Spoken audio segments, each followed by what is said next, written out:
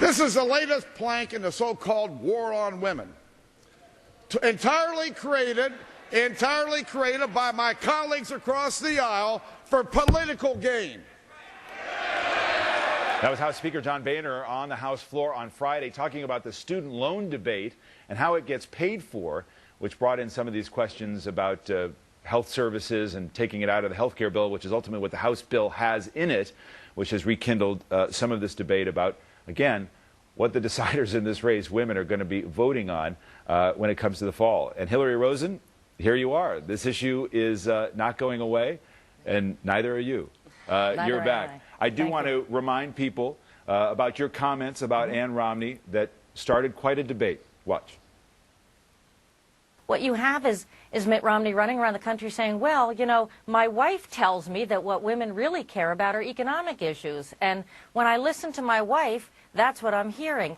Guess what? His wife has actually never worked a day in her life. She's never really dealt with the kinds of economic issues that a majority of the women in this country are facing in terms of how do we feed our kids, how do we send them to school, and how do we worry, and why do we worry about their future.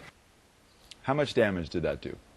Well, you know, I apologize to Mrs. Romney because I don't believe her life is the life that voters should judge. You know, this debate took a wrong turn, and I'm sorry if I was the cause of that. This debate is not about the choices that moms make. 95% of the women in this country have economic struggles, whether they're the ones bringing home the paycheck or whether they're the ones trying to stretch that paycheck to take care of their families. And Mitt Romney's policies are what we should be debating. And, you know, that is, you know, in my view, still a woeful, woeful record. You're a political pro. You know politics. Yep. And in the political debate over women voters, this had an effect. The President of the United States, everybody that you know very well within the Democratic Party, people associated with this president's reelection campaign, wasted no time running immediately in the other direction. The president even said that was an ill-advised statement by somebody on television. Yep. Were you surprised at how quickly they distanced themselves from you? No, that was politics. What I was surprised about was, and this is something we should always learn and I'll always know, people don't know you. So really, this isn't about me. This is about that debate that, again, I caused taking the wrong turn. The economic issues that Mitt Romney has to face and how it affects women are absolutely fair game in this debate. That's where I intended to keep going. And I think that's really where American people want it to go. But in your judgment, Ann Romney has the standing to evaluate what women want, what women, you know, need as they're looking for a president? You know, I'll leave that to Mitt Romney to decide who he talks to. I'm not going to go there. Where I'm going to go is, does Mitt Romney understand that when he's out there complaining that 40% of the people in this country don't pay taxes, what he's really talking about are poor working people, mostly women, who get away from paying taxes because of the earned income tax credit that he wants to take away while he gives his rich friends a tax cut. That's the debate that I'm going to engage in. Let me widen this discussion. Political strategist Republican Alex Castellanos is here, and of course our own MSNBC's Rachel Maddow, and also Congresswoman Kathy McMorris Rodgers of Washington State, part of the Republican head of the Republican conference on Capitol Hill. This is a wider conversation about how to win the women's vote, what women will care about, and the kind of conversation ultimately that they're having as they evaluate this campaign. Where are we after Hillary's remarks and the debate that ensued? Right. Well, Hillary apologized, and I think we've all made statements that we later regret. The reason that it caused such a controversy, though, is that it exposed that the war on women is really a myth, that it has been created by the Democrats in an effort to distract Americans once again from the real issues. Democrats know that the Republicans won the women's vote in 2010. It was the first time since Reagan that the Republicans won the women's vote, and it resulted in the Republicans taking the majority in the House, 87 new freshmen, a record number of women, Republican women that were elected to the House, and it could be argued that it was the American women that really voted out, fired the first woman Speaker of the House because they didn't like the direction the country was taking. They didn't like the direction, the policies promoted by this administration, by the Democrat majority at that time, whether it was the massive debt, record debt, $5 trillion now, whether it was the health care bill that women oppose. They wanted a different direction. How, Rachel, should this conversation actually be framed? I made the comment when I've done this topic before, in a lot of ways, men bringing up this question, it's almost a condescending question. Well, what is it that women want? Right. So what is the right way to be framing this conversation in this debate, which is a very serious debate because we're talking about the real deciders in the race? Policy. It should be about policy. And all of our best debates are always about policy, and it should be about policy that affects women specifically. The Romney campaign wants to talk about women and the economy. The women in this country still make 77 cents on the dollar for what men make. So if women don't make less than men? Actually, if you start looking at the numbers, Rachel, there are lots of reasons for that. Wait. No, wait. Well, don't tell first me of the all, reasons are. Do women make less than men for doing the same work?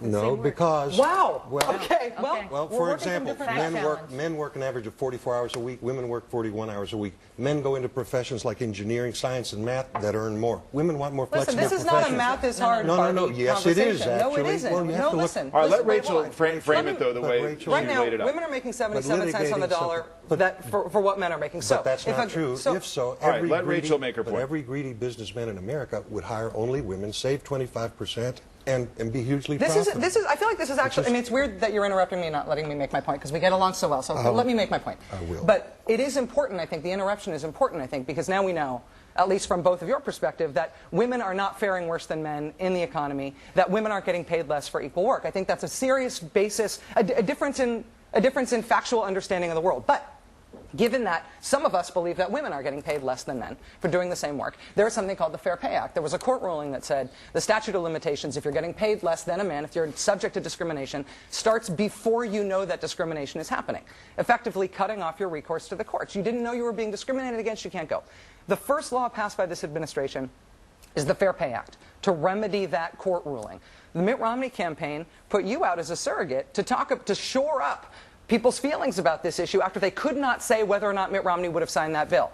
You're supposed to make us feel better about it. You voted against the Fair Pay Act. It's not about whether or not you have a female surrogate. It's about policy and whether or not you want to fix some of the structural discrimination that women really do face that Republicans don't believe is happening. It's policy, is the argument. It's policy, and I love how passionate you are. I wish you were as right about what you're saying as you are passionate about it. I really do. That's For really example, condescending. I mean, this is a stylistic issue. I'll tell you what. My passion on this issue Here's a fact. is actually me making a factual argument on it. Alex, may I share one fact with you? When Share. you look at, for example, single women working in America today between the ages of, I think, 40 and 64, who makes more, men or women, on average?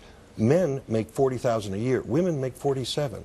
When you take out the marriage factor, look at some economics. My point here is that we're manufacturing a political crisis to get away from what this election really wants to be about. All right, well, let me bring... And that's the Obama strategy in this election. All right, but let's go. I want to pick up on this point, which is as a policy matter.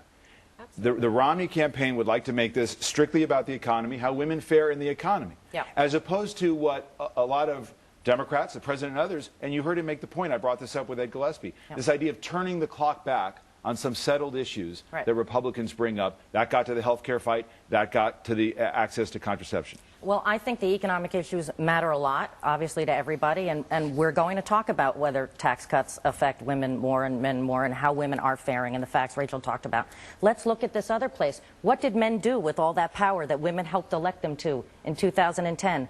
Over 1,000 bills were introduced in state legislatures and Congress across this country since then to take away women's health, reproductive health. That there's just no question that whether the Republicans want to call it a war, and I don't particularly love that word, there is a concerted effort to change settled policy in the area of contraceptive rights, in the area of health care rights. When men have medical issues, they're medical. When women have medical issues, they're political. That is going to be a huge issue in this campaign. These are all distractions from the real issues. Let's look at the policy. Let's look at the real issues that face all Americans, including women, and it's the economy. Women make the majority of the purchasing decisions. They're out there. They understand the price of gas right now. It has doubled under this administration. They understand when food prices go up. They make 85% of the health care decisions in this country for themselves, for their family, for their parents, for their children. They do not like the president's health care bill. It was signed into law 2 years ago, and the opposition has actually increased.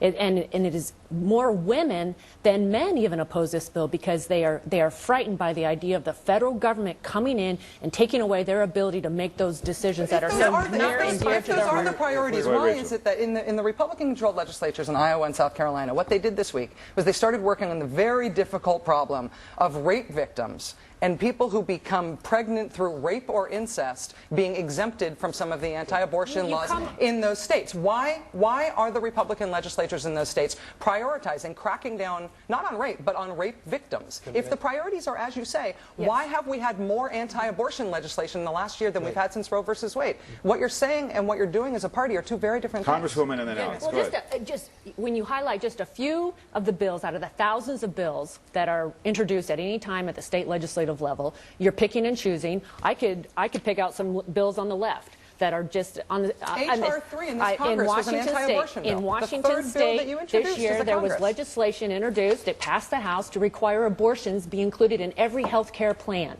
moving forward. Yeah. So you can't, that doesn't reflect the priorities of the party. It doesn't reflect the priorities of the majority in Congress. We have been focused on the economy, on bills that will get Americans back to work. There are more anti-abortion bills now than at any time since Roe versus Wade were passed. I'm not focusing on that in a disproportionate concern to the quantitative measure by which they have been introduced. It's become the priority of the party, and that's what I don't understand. This is how far the Democrats, Obama, and Rachel have to go to try to win this election.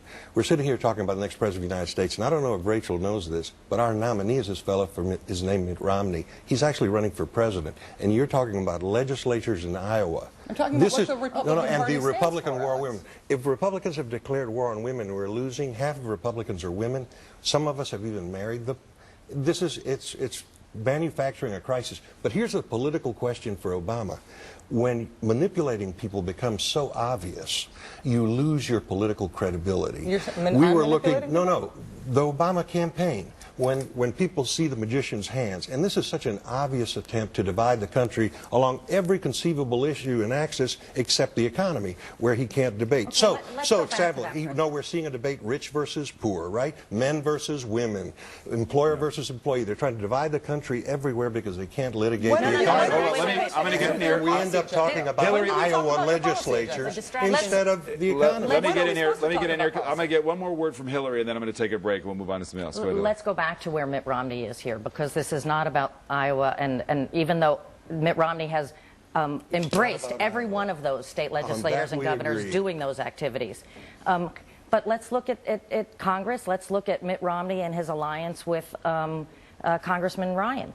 And when you look at the economic issues and when you look at the priorities, and by the way, this is not a Democrat-Republican thing.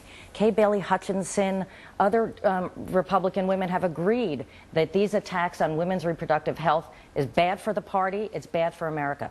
Let's look at where Ryan takes us and where Romney goes. Right. Cutting daycare. What do women depend on? They depend on working women. Cutting education. What are women depending on to equalize this? Of course it's true. Not what we're doing. Mitt Romney wants to decimate the Department of Education. Paul Ryan wants to eliminate federal subsidies for families and their children. That's exactly where Mitt Romney's taking it. That's going to disproportionately affect women. I'm going to curtail this part of the debate. We know the debate is going to go on. I want to get a break in here. More from our roundtable coming up. We're also going to hear from my colleague Brian Williams, who's going to talk about his exclusive interview with President Obama this week to mark the one-year anniversary of the successful raid and the killing of Osama bin Laden. And later, a general election preview on a lighter note, Saturday Night Live style. It's all coming up. Meet the Press is